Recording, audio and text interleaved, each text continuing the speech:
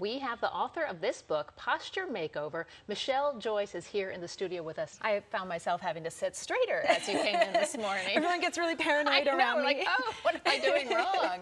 So tell me, why did you decide to write a book about this? Well, I actually had really bad lower back pain, and I tried everything, cortisone shots, chiropractor, all of it. And the one thing that actually helped make my back feel better was when I adjusted my posture.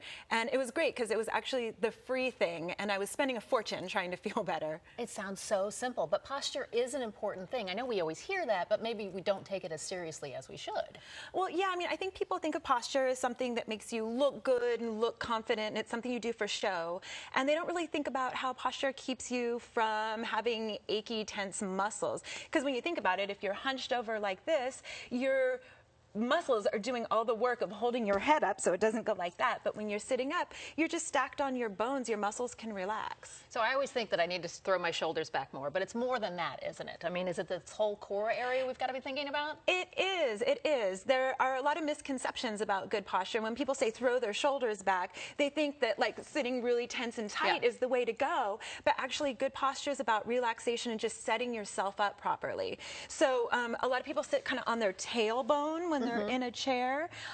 What you kind of want to do is scoot your bottom back so that your tailbone, you're not on your tailbone, you're on kind of the bottom of your pelvis here. Like your sit bones, that's what they call it in yoga. Exactly. And right when you're on that position, your spine is going to naturally want to stack up a lot easier. Okay, so, growing up, I'm quite tall. I'm about 5'11", so I used to always be so embarrassed of my height, and then that's something that I've had to work about, and my mother was always telling me to stand up straight. She put me in ballet to help me with my posture, deal with my height. What do you tell kids? Because I remember my mom talking about it. Now I've got two tall kids. What do we say to them without harping on them? Yeah, it's okay to take up space with your body. I think especially women want to make themselves really small, and we cross our legs, and we don't, want to use the armrest if someone else is next to us and stuff. It's okay to just take up the space in your body.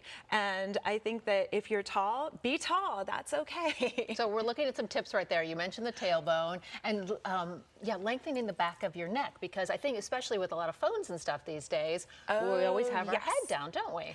Our head is down, and it's kind of, people get stuck in this forward head position.